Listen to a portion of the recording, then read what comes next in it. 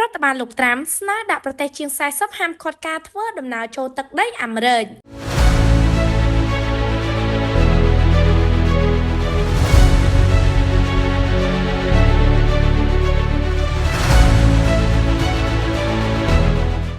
រដ្ឋបាលលោកប្រធានាធិបតីអាមេរិកលោកដូណាល់ត្រាំកំពុងពិចារណាលើការរដ្ឋបတ်ឬហាមឃាត់ការធ្វើដំណើរចូលទឹកដីអាមេរិកចំពោះប្រជាពលរដ្ឋមកជាង40ប្រទេសក្នុងនោះរួមមានប្រទេសមួយចំនួននៅតំបន់អាស៊ីអាគ្នេយ៍ផងដែរ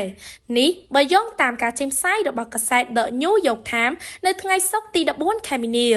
ដ្ឋបាលលោកត្រាំស្នើដាក់ប្រទេសជាង40ក្នុងបញ្ជីព្រៀងហាមឃាត់ការធ្វើដំណើរចូលទឹកដីអាមេរិកបញ្ជីព្រៀងរដ្ឋបတ်ឬហាមឃាត់ការធ្វើដំណើរចូលទឹកដីអាមេរិកចំពោះប្រជាពលរដ្ឋមកពី43ប្រទេសធ្វើឡើងនៅពេលលោកដូណាល់ត្រាំចូលកាន់តំណែងជាប្រធានាធិបតីកាលពីថ្ងៃទី20ខែមករាឆ្នាំ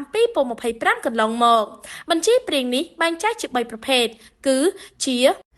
អាទិបញ្ជីប្រទេសពណ៌ក្រហមបញ្ជីប្រទេសពណ៌ទឹកក្រូចនិងបញ្ជីប្រទេសពណ៌លឿង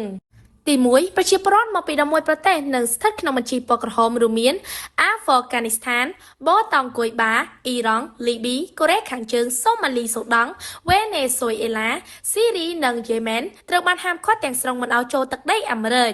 ទី2ប្រទេសដែលស្ថិតក្នុងបញ្ជីពណ៌ទឹកក្រូចទាំង10ប្រទេសរួមមានបេឡារុសហាអ៊ីទី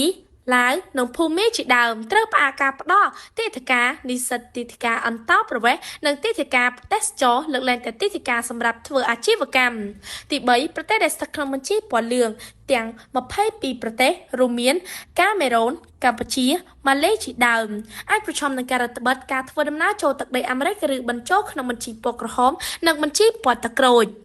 ចំពោះប្រទេសដែលស្ថិតក្នុងបញ្ជីពណ៌លឿងលោកដូណាល់ត្រាំបានទុកពេល60ថ្ងៃដល់ក្រសួងការបរទេសអាមេរិកគិតចាប់ពីថ្ងៃទី20ខែមករាឆ្នាំ2025ពោលគឺសប្តាហ៍ក្រោយដើម្បីធ្វើរបាយការណ៍ចុងក្រោយដាក់ជូនសេតវិមានអាមេរិកពិនិត្យនិងសម្រាប់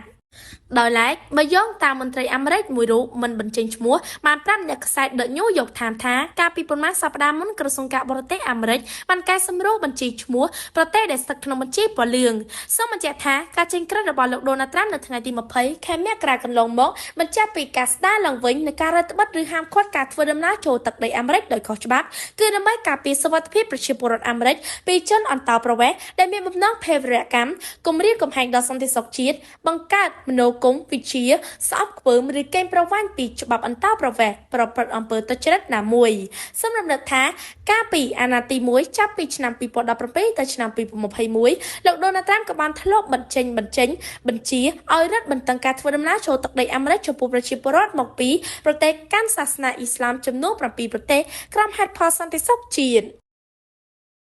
សម្រាប់ YouTube លោកអ្នកគ្រាន់តែវាយពី SN TV Breaking News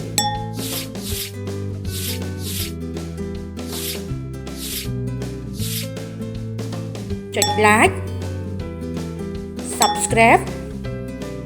និងរូបកណ្ដឹងជាការស្រេចនឹងទទួលបានព័ត៌មានថ្មីៗជារៀងរាល់ថ្ងៃ